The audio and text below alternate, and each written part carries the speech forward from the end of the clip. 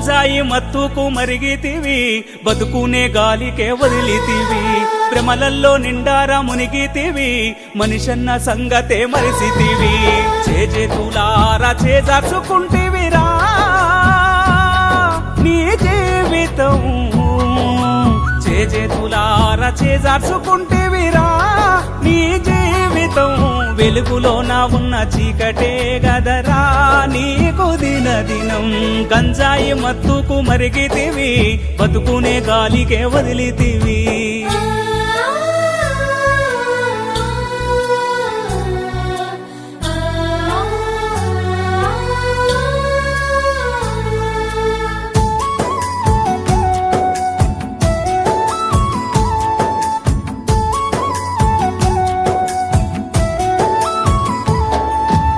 ఎన్నెన్నో తీయటి కలలు గన్నం, నీ మీదే ఆశలు పెట్టుకున్నాం. ఎర్రని ఎండల్లో మాడుతున్నాం, లేదనకుండా పంపుతున్నాం. పెద్ద పెద్ద చదువుతున్నావానిరా ఊరంతటా, నీవు పెద్ద చదువుతున్నావానిరా ఊరంతటా. నిత్యము గొప్పగా మేము చెప్పినమురా నీదే ముచ్చట. ఈ కార్యక్రమంలో పాల్గొన్న ప్రజాప్రతినిధులు, మీడియా మిత్రులు మరియు ఈ కార్యక్రమాన్ని చక్కగా ఆర్గనైజ్ చేసినటువంటి మా పాల్గొన్న డిఎస్పీ గారు మరియు సిఐస్ అండ్ ఎస్ఐస్ మరియు సిబ్బంది అందరికీ కూడా ముందుగా ధన్యవాదాలు తెలుపుకుంటూ,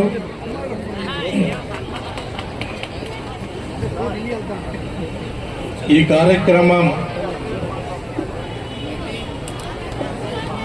వెన్నెముక కారకులు మన రేంజ్ డిఐజీ గారు శ్రీ గోపీనాథ్ జెట్టి గారి ఆధ్వర్యంలో మరి మా యొక్క ఈ సైకిల్ యాత్ర టీం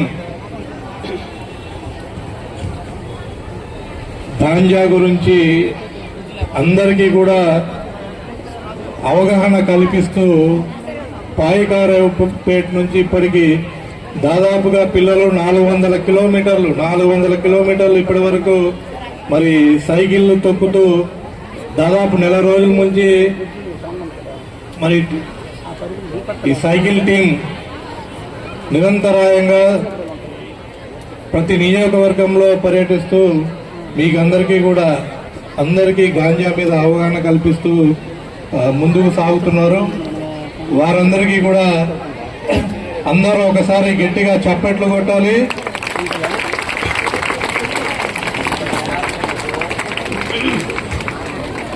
ఈ జిల్లాలో కార్యక్రమం సైకిల్ యాత్ర దిగ్విజయంగా ముగించుకొని మరి పార్వతీపురం మన్యం జిల్లా దాటి పాలకొండ నుంచి మళ్ళీ విజయనగరంకి వెళ్తారు. వారికి కూడా ప్రత్యేకమైన ధన్యవాదాలు తెలుపుకుంటున్నాను.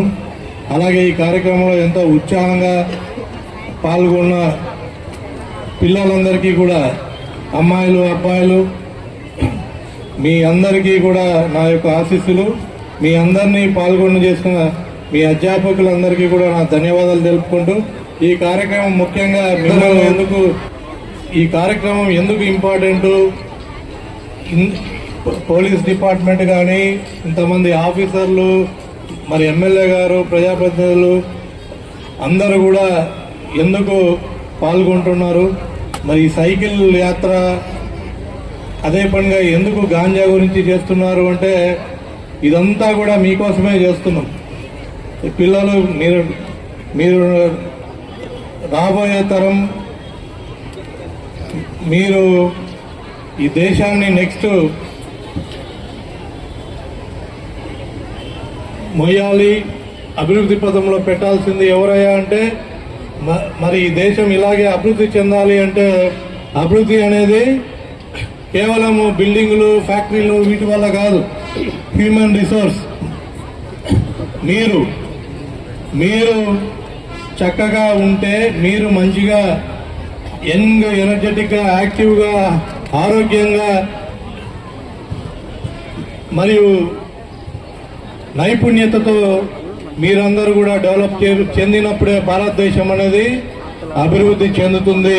అంటే మీ ఇచ్చే స్కూల్ పిల్లలు తినే చాక్లెట్లలో కూడా గాంజా కలిపి అమ్ముతున్నారు. మరి అవి కూడా మీరు ఏమి తింటున్నారు?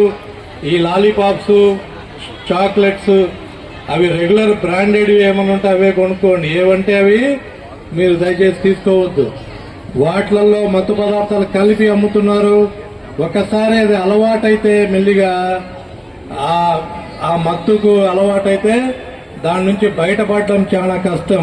మీరు ఎంత తెలివైన వాళ్ళైనా కానీ ఎంత కష్టపడి చదువుతున్నా కూడా ఒక్కసారి గాంజా మత్తుకు అలవాటైతే అది ఇంకా కావాలి ఇంకా కావాలని కోరుకుంటారు. మరి ఇంకా కావాలంటే ఊరికే పంచిపెట్టరు, ఊరికే ఎవరు ఇవ్వరు. దాన్ని డబ్బుల కోసం ఈ వ్యాపారం చేస్తున్నారు.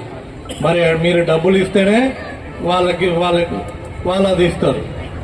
మరి ఈ డబ్బుల కోసం ఏం చేస్తున్నారు పిల్లలు? అలవాటైన వాళ్ళు ఏం చేస్తున్నారు? మరి డబ్బుల కోసం నేరాలకు పాల్పడుతున్నారు, తల్లిదండ్రులను ఎదిరిస్తున్నారు.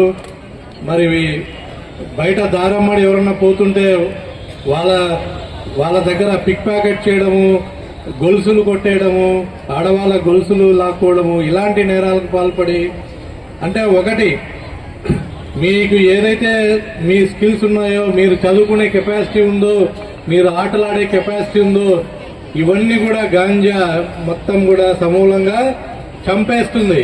ఏది చేయబుద్ధి కాదు, చదువుకోబుద్ధి కాదు, ఆటలాడుకోబుద్ధి కాదు, కాన్సన్ట్రేషన్ అనేది ఉండదు. ఎప్పుడు కూడా ఆ గాంజా కావాలని కోరుకుంటారు. ఒక రూమ్ లో ఉండి ఎవరిని కలవాలని చూడరు, తల్లిదండ్రులతో గౌరవంగా మాట్లాడరు, అందరితో కోపంగా కొట్లాడాలని చూస్తారు, ఫ్రస్ట్రేషన్లో ఉంటారు. ఇవన్నీ లక్షణాలు అలవాటు పడి ఏవైతే మీరు సాధించాలనుకున్నారో ఆ సాధించే సత్తాని చంపేస్తుంది గాంజా. సో దయచేసి అందరూ కూడా గుర్తించాలి ఇది. అదే కాకుండా ఏం చేస్తుంది? మీతో నేరాలు చేస్తుంది, మీతో క్రైమ్ చేయిస్తుంది. గాంజా కోసం పాకులాడుతూ ఆ డబ్బుల కోసము ఇందాక చెప్పినట్టు రకరకాల నేరాలు పిల్లలు చేస్తున్నారు చిన్న వయసులోనే. సో ఇది చేస్తూ ఇందాక మన ఈగల్ ఆఫీసర్ చెప్పారు, చాలా మందికి ఈ చట్టం గురించి తెలియదు. ఎన్డీపీఎస్ యాక్ట్ అనేది ఒకటి ఉంది. గాంజా అమ్మినా కానీ, కొన్నా కానీ, గాంజా సేవించినా కానీ కఠినమైన శిక్షలున్నాయి. దాదాపుగా మినిమం 10 ఏళ్ల నుంచి 20 ఏళ్ల వరకు జైల్లో. అంటే 20 ఏళ్ళు జైల్లో అంటే జీవితకాలం అంతా కూడా మీ జీవితకాలం అంతా కూడా జైల్లో ఉండాలి. అంటే 4 గోడల మధ్య. అది ఎంత నరకంగా ఉంటుందో ఒకసారి ఆలోచించుకోవాలి. ఇవన్నీ తెలియక ముఖ్యంగా ఇంటర్ చదివే విద్యార్థులు కావచ్చు, డిగ్రీ చదివే విద్యార్థులు కావచ్చు, ఇవన్నీ తెలియక గాంజా కోసం ఒరిస్సా వరకు కూడా పోయి ఈ గాంజాను తెచ్చుకొని బైక్లలో మాకు దొరికిన వాళ్ళు ఉన్నారు.